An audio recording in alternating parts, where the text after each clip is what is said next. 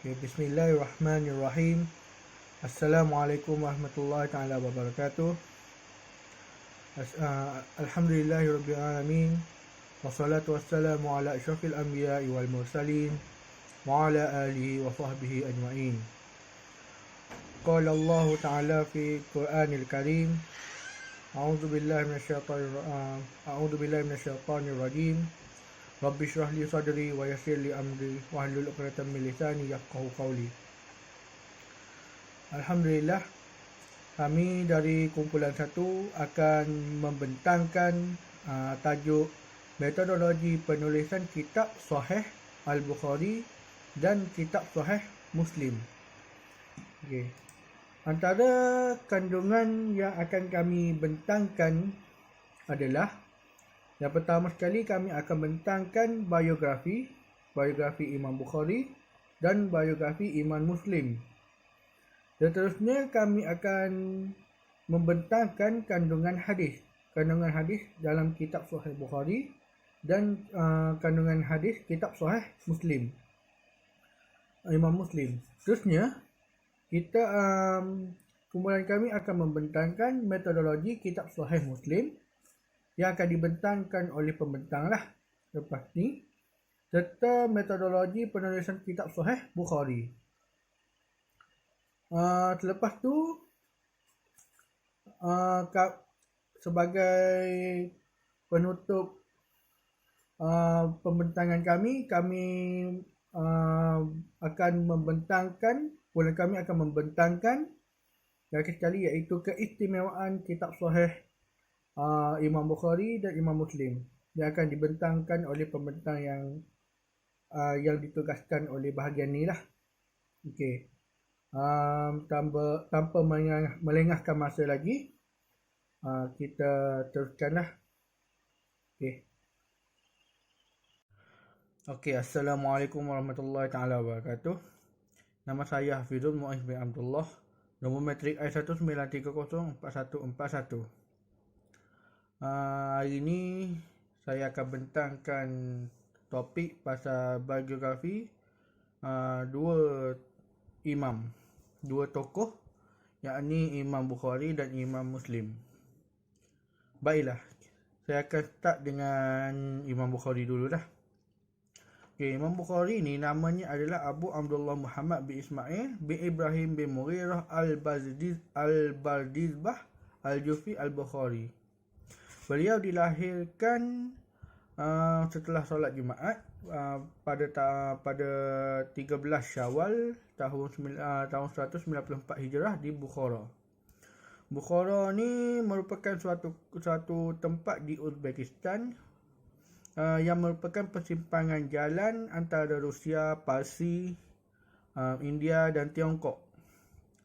Beliau meninggal pada 30 Ramadan tahun 256 Hijrah pada umur 62 tahun. Ayah beliau adalah seorang ulama hadis yang pernah belajar di bawah bimbingan sejumlah tokoh termasyhur pada saat itulah, seperti Malik bin Anas, Hamad bin Zaid, macam tu. Nenek moyang beliau bernama Al-Mughirah bin Bardizbah. Kononnya beliau yakni nenek dia lah, nenek moyang dia merupakan seorang Majusi yang kemudiannya masuk Islam di hadapan seorang wali kota lah pada zaman tu yang bernama Al-Yaman bin Al-Anas Al-Jufi. Jadi disebabkan itulah nama Al-Jufi ni dinasabkan kepada Imam Bukhari atas dasar wala al-Islam. Imam Bukhari ni Allah memberinya pemikiran yang sangat cerdas lah. Pemikirannya tajam dan kuat menghafal. Hafalannya yang kuat.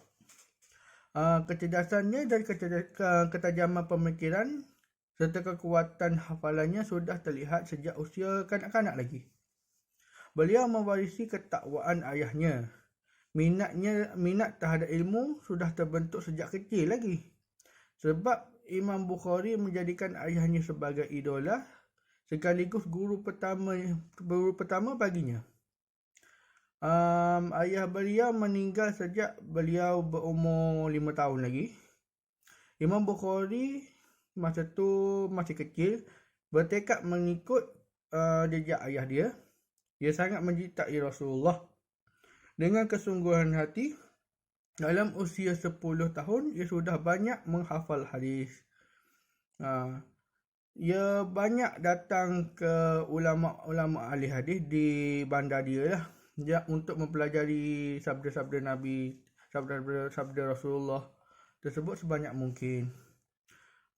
Jadi antara kitab yang dia pernah karang yang boleh dikongsi adalah Al-Jami' Al-Musnad, As-Sahih Al-Mukhtasar min umuri Rasul sallallahu alaihi wasallam wa sunanhi wa ayyamihi. Okey. Baiklah, seterusnya kita pergi kepada biografi Imam Muslim. Imam Muslim ni nama dia Abu Husain Muslim bin Al-Hajjaj Al-Qushairi An-Naisaburi. Beliau lahir pada tahun 204 Hijrah di Iran dan beliau meninggal pada tahun 261 Hijrah.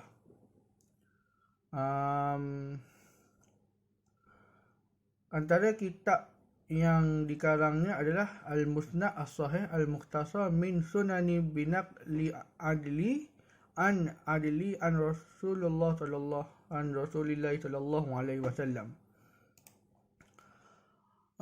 Imam Muslim ni mula belajar hadis sejak usia 12 tahun. Sejak itulah beliau sangat serius dalam mempelajari dan mencari hadis. Ia mulai tekun mempelajari matan hadis dan melacak sanadnya dengan berguru dengan ulama-ulama ahli hadis di berbagai daerah. Antaranya di daerah Hijaz, Iraq, Syam, Mesir dan lain-lain lagi lah. Di Khurasan ia berguru dengan Yahya bin Yahya dan Ishaq bin Rawahih. Di Ra'i, Asia Tengah, ia belajar dengan Muhammad bin Marham dan Abu Ansar. Di Iraq, ia belajar dengan Imam Ahmad bin Hanbal. Ini ulama tersohor lah. Imam Ahmad bin Hanbal dan Abdullah bin Maslamah. Di Hijaz pula ia berguru dengan Sa'id bin Mansur dan Abu Mas'ab. Dan di Mesir ia berguru dengan Amru bin Sawad dan Harmalah bin Yahya.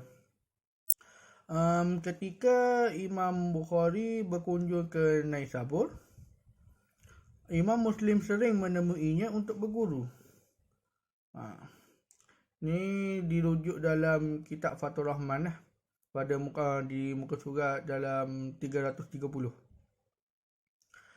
Selain yang telah disebutkan yang saya sebut tadi, masih banyak lagi guru yang beliau menuntut ilmu. Dia menuntut ilmu. Antaranya untuk guru yang dia pergi menuntut adalah Osman dan Abu Bakar. Keduanya adalah putera Abu Syaiban bin Farwah. Bukan sahabat Nabi lah. Abu Kamil Ajuri, Zuhair bin Hab, banyak lagi lah. Para ulama pun banyak yang meriwayatkan hadis dari Imam Muslim ni. Bahkan di antaranya terdapat ulama-ulama besar yang sederajat dengannya atau kawan seangkatannya berguru dengan Imam Muslim. Macam Abu Hatim Ar-Razi, Musa bin Harun, Ahmad bin Salamah, Abu Awanah Al-Isfiraini, Abu Al-Isa At-Tirmizi, banyak lagi lah dan lain-lain lagi lah saya boleh tu. Lepas tu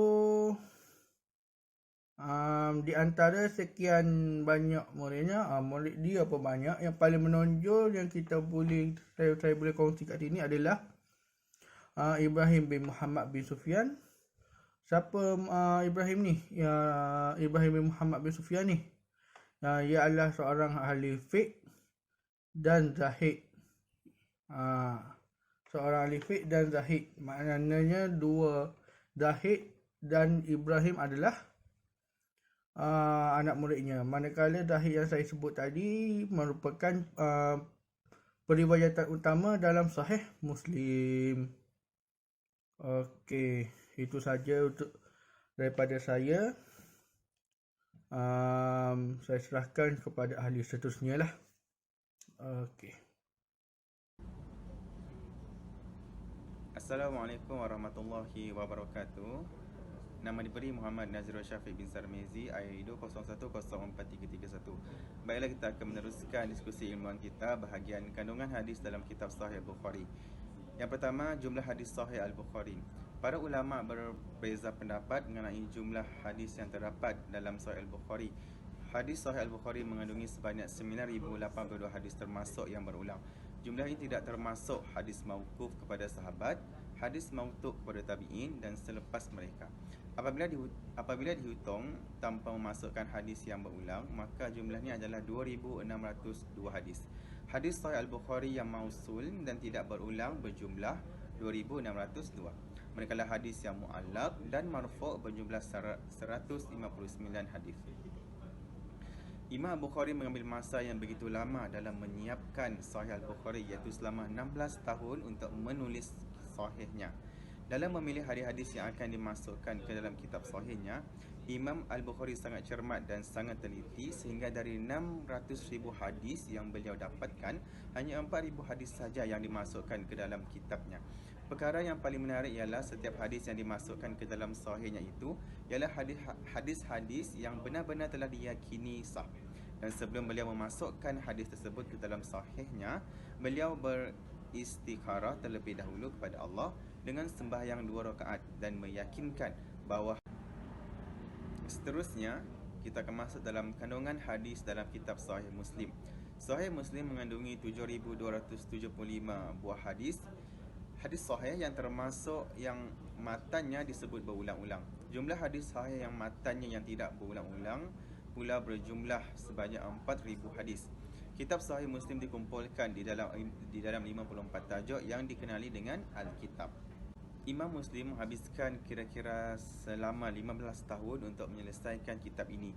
Beliau mula menulisnya pada 235 Hijrah dan selesai pada 250 Hijrah. Hadisnya dipilih daripada 300,000 hadis yang dihafalnya, termasuk antara sahabat dan tabi'in. Kitab yang paling masyhur kalangan Imam Muslim ialah Sahih Al-Muslim. Sahih Muslim ini merupakan kitab yang kedua dari segi sahihnya setelah Sahih Al-Bukhari.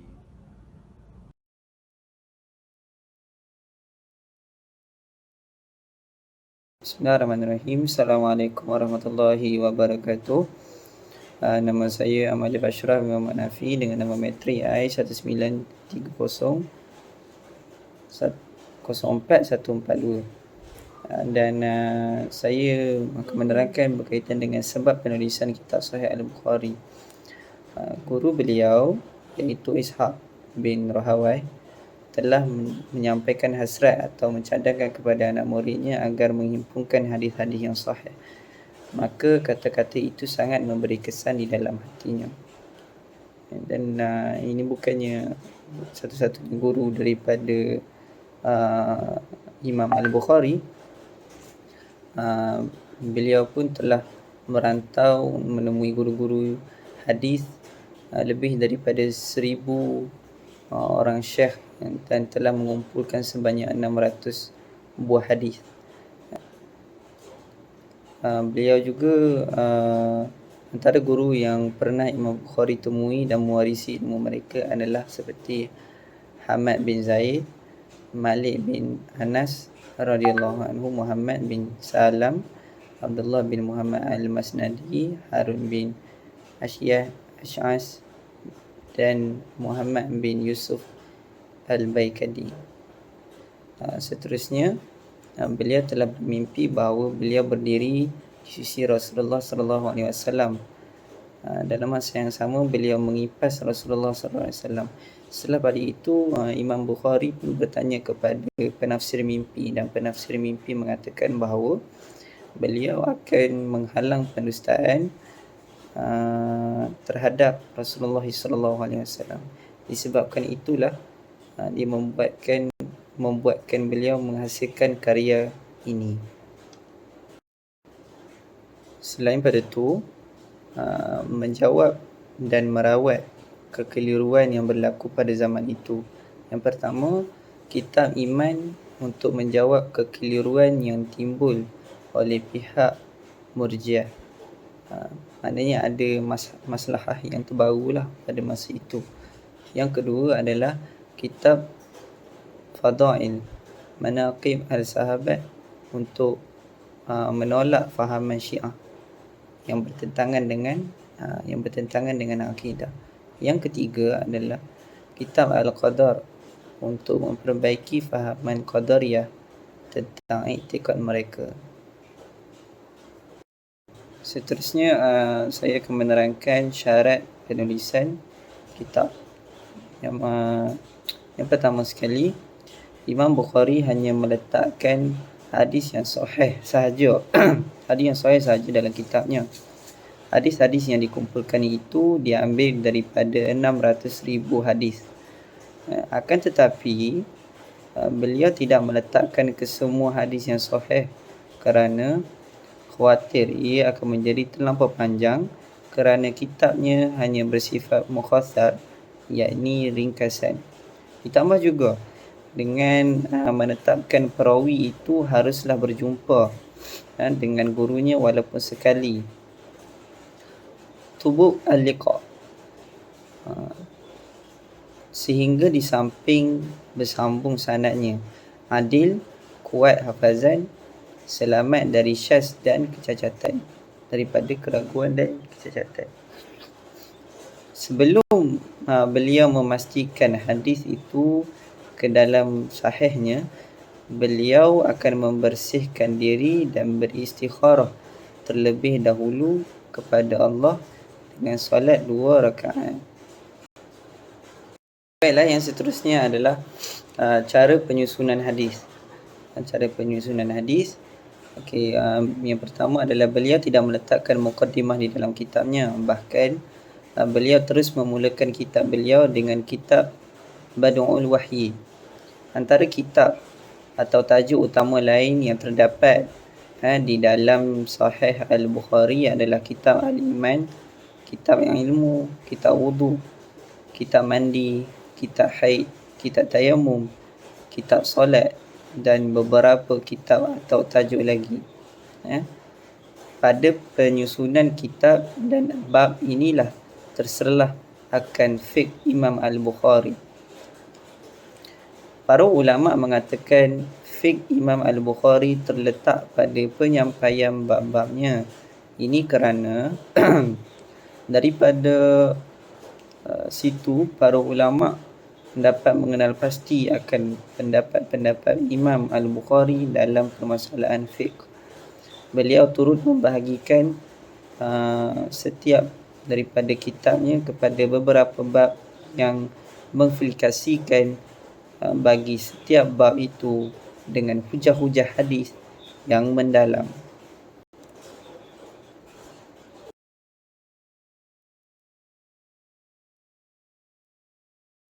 A'udzu billahi minasyaitonir rajim. Bismillahirrahmanirrahim. Nama saya Muhammad Waqiuddin bin Muhammad Said, bernombor metri I193044138. Di sini saya ingin membincangkan tentang tajuk metodologi kitab Sahih Muslim.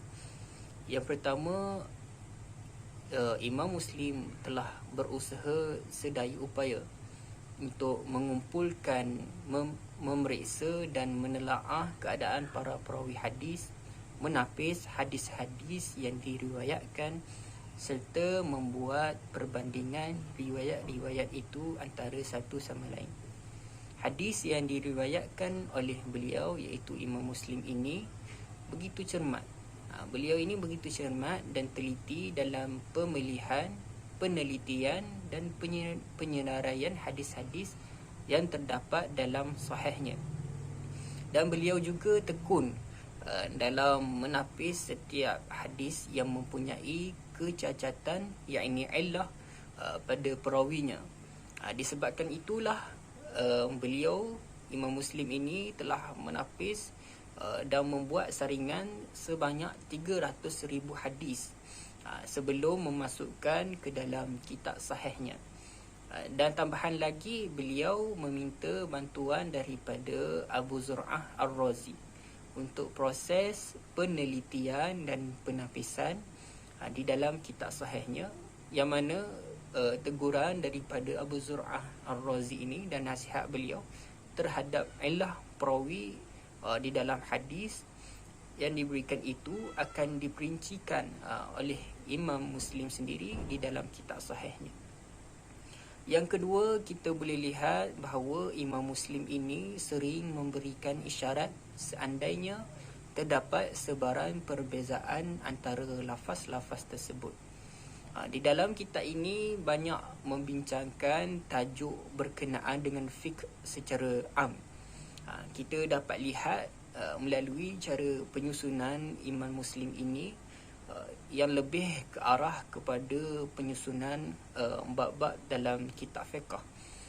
Dan di samping itu beliau juga mengemukakan riwayat-riwayat hadis yang mempunyai lafaz yang berbeza bagi memudahkan ulama mutaqaddimin, iaitu ulama yang terkemudian ini dalam perkara yang berkaitan tentang ijtihad, untuk ulama-ulama mutaqaddimin ini ataupun ulama terkemudian ini mencari rujukan dan dalil-dalil perbahasan.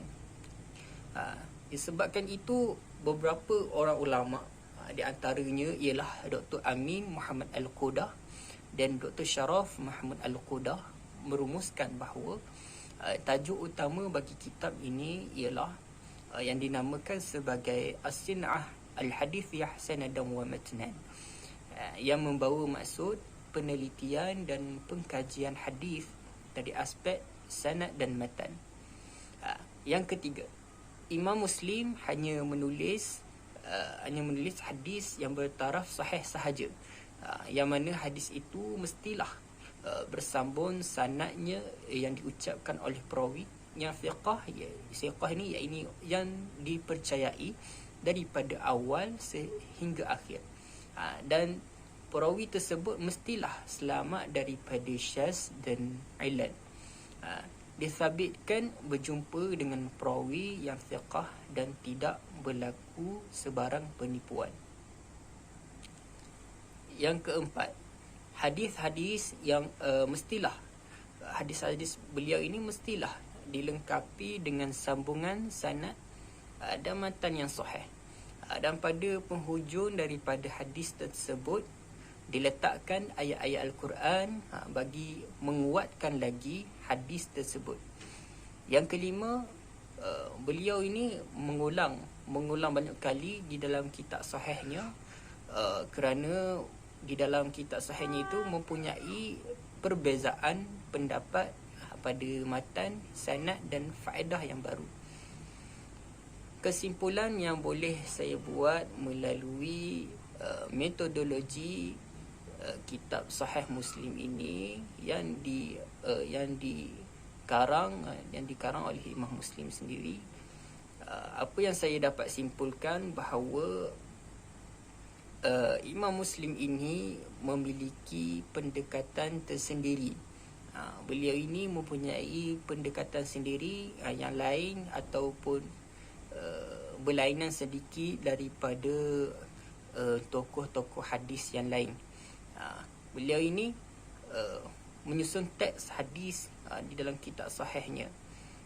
Metodologi ataupun cara yang dipakai oleh Imam Muslim ini, beliau ini dapat menjadi bukti bahawa kesungguhan beliau yang tinggi, maknanya metodologi hadis ataupun cara beliau meletakkan sesuatu hadis itu di dalam sahihnya itu melalui saringan, melalui penelitian yang amat mendalam, menunjukkan bahawa kesungguhan beliau itu yang sangat tinggi. Di samping itu, dapatlah kita melihat bahawa penguasaan beliau tentang ilmu hadis ini amatlah tinggi dalam cara menyusun, meneliti dan membuat penapisan di dalam teks hadis tersebut. Jadi sekadar itu sahaja apa yang boleh saya kongsikan berkaitan tentang metodologi kitab hadis Sahih Muslim. Sekadar itu sahaja, saya teruskan kepada pembentang yang lain. Assalamualaikum warahmatullahi wabarakatuh. Nama saya Muhammad Farhan bin Kamarudin, pemegang kad matrik I193-04109. Sebentar tadi kita telah pun mendengar berkaitan bibliografi kedua-dua imam, kandungan hadis mereka serta metod bagi penulisan kitab Sahih Bukhari dan kitab Sahih Muslim. Seterusnya, kita akan lihat pula kepada keistimewaan kedua-dua kitab sahih ini, iaitu kitab Sahih Bukhari dan kitab Sahih Muslim. Kita dapat lihat kedua-dua kitab ini sebenarnya mempunyai kelebihan dan kekuatan yang tersendiri. Baiklah, pertama sekali, saya telah menggariskan 3 keistimewaan bagi kitab Sahih Bukhari. Dan seterusnya, saya pula telah menggariskan 4 keistimewaan bagi kitab Sahih Muslim. Keistimewaan kitab Sahih Al-Bukhari. Kita lihat pada keistimewaan kitab Sahih Bukhari yang pertama, iaitu Imam Al-Bukhari ialah orang yang pertama sekali mengarang hadis sahih. Bagaimana kita boleh mengetahuinya? Ini kerana Imam Ibn As-Salah telah menyatakan perkara ini di dalam mukaddimahnya. Dalam masa yang sama, ramai ulama telah mengakui bahawa Imam Al-Bukhari adalah orang yang pertama juga yang menulis kitab hadis yang sahih. Antaranya adalah Imam An-Nawawi di dalam kitabnya tersendiri, iaitu Al-Taqrib. Seterusnya, kita lihat pada keistimewaan kedua, iaitu Imam Al-Bukhari menulis kitabnya di beberapa tempat. Kita perlu faham, Imam Al-Bukhari pada mulanya menulis dan menyusun bab-bab di dalam sahihnya di Masjidil Haram. Lalu, beliau mula mentakhrij hadis-hadis di dalam sahihnya di negerinya dan negeri-negeri yang lain, sehingga menghabiskan waktu selama 16 tahun lamanya. Antara kelebihan dan keistimewaan yang terbesar di dalam kitab Imam Al-Bukhari ini adalah beliau sendiri meminta ulama besar hadis pada zamannya sendiri untuk menyimak dan menilai karyanya yang dihasilkan oleh beliau sendiri. Antara yang terlibat di dalam menilai karyanya adalah Ali bin Madini, Imam Ahmad bin Hanbal, Yahya bin Ma'in serta ramai lagi. Mereka semua ini telah pun bersaksi atas kesahihan hadis-hadis yang terdapat di dalam kitab Sahih Al-Bukhari ini. Keistimewaan kitab Sahih Muslim. Kita lihat pula pada keistimewaan kitab Sahih Muslim. Pertama sekali, kita perlu tahu bahawa kitab Sahih Muslim adalah salah satu daripada kedua kitab yang masyhur di kalangan umat Islam selepas kitab suci Al-Quran dan sunnah Nabi Muhammad SAW. Dalam masa yang sama, kitab Sahih Muslim hanya mengandungi hadis yang sahih sahaja. Selain itu, kitab Sahih Muslim merupakan kitab yang boleh dikatakan sistematik. Kenapa? Kerana dalam kitabnya telah diletakkan bilangan hadis pada setiap tajuk dan disertakan juga dengan nombor hadis yang tidak berulang-ulang. Kesemua ini bertujuan supaya memudahkan para pengkaji dan pembaca hadis membuat rujukan di dalam kitabnya itu. Dalam masa yang sama juga, dapat mengetahui bilangan hadis yang terdapat di dalam setiap tajuk dengan lebih mudah. Selain itu, kitab Sahih Muslim juga adalah hasil kajian dan pengumpulan Imam Muslim sendiri. Hadis yang terkumpul pada asalnya adalah sebanyak 30,000 hadis yang telah diambil masa selama 15 tahun lamanya. Dan terakhir sekali, kita dapat lihat dan mengakui bahawa tidak ada sebarang penambahan atau kritikan, apatah lagi pengurangan di dalam kitab Sahih Muslim ini. Bukan sahaja pada zamannya, bahkan sehingga ke hari ini perkara tersebut tidak berlaku lagi.